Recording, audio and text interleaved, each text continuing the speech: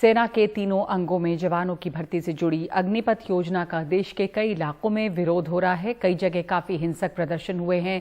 राजनीतिक दल भी इस योजना के लिए सरकार को कटघरे में खड़ा कर रहे हैं और इन सब के बीच सेना ने आज फिर इस योजना के फायदे बताए और कहा कि इसका मकसद है सेना को जोश और अनुभव का पूरा फायदा देने का।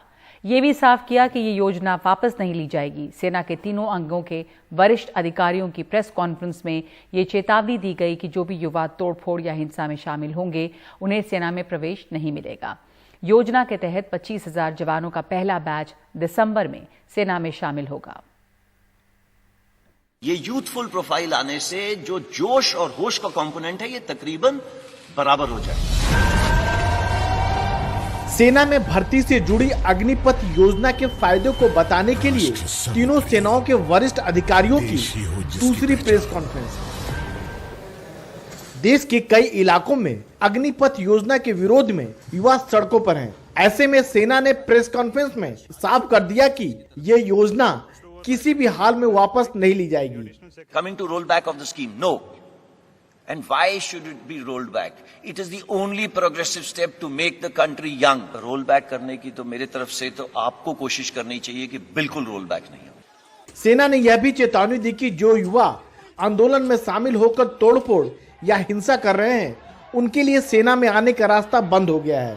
अग्निपथ योजना के तहत सेना में शामिल होने वाले युवाओं को ये शपथ पत्र देना होगा कि वो आगजनी या हिंसा में शामिल नहीं हो रहे हैं। भर्ती से पहले युवाओं को पुलिस वेरिफिकेशन भी कराया जाएगा। जो हमारे साथ अग्निवीर स्कीम में जुड़ना चाहता है वो अपना सर्टिफिकेट देगा, प्लेज करेगा कि उसने ना तो किसी प्रोटेस्ट में हिस्सा लिया है ना ही किसी तोड़फोड़ में हिस्सा लिया है। ये प्रावधान करा गया है। एंड आप सबको मालूम है आजकल कहीं पे भी फोटो खींचेगी और वो आधार कार्ड के साथ जुड़ेगी। Police verification is 100%। कोई नहीं आ सकता फौज में विदाउट पुलिस वेरिफिकेशन। तीनों सेनाओं के अधिकारियों ने जोर देकर यह बात कही कि अग्निपथ योजना लागू होने के ऐलान के बाद उम्र में जो छूट और आरक्षण दिया गया है वो किसी दबाव के तहत नहीं दिया गया। ये फैसला सेना ने पहले ले लिया था लेकिन ऐलान बाद में किया। सेना ने यह भी स्पष्ट किया कि अब तीनों सेनाओं में जवानों की भर्ती अग्निपथ स्कीम के जरिए ही होगी और जो भी हुआ सेना में भर्ती के लिए पहले ही मेडिकल या कोई अन्य परीक्षा पास कर चुके हैं उन्हें फिर से इस अग्निपथ योजना के तहत आवेदन करना होगा। सेना ने अग्निपथ के विरोध में आंदोलन कर रहे युवाओं को अपने साथ आने के संदेश देने के साथ साथ यह चेतावनी भी दी कि इस तरह के आंदोलन उनके सेना में कैरियर को खतरे में डाल सकता है। अब देखना यह है कि युवा इसे समझते हैं या फिर इससे बिफरते हैं।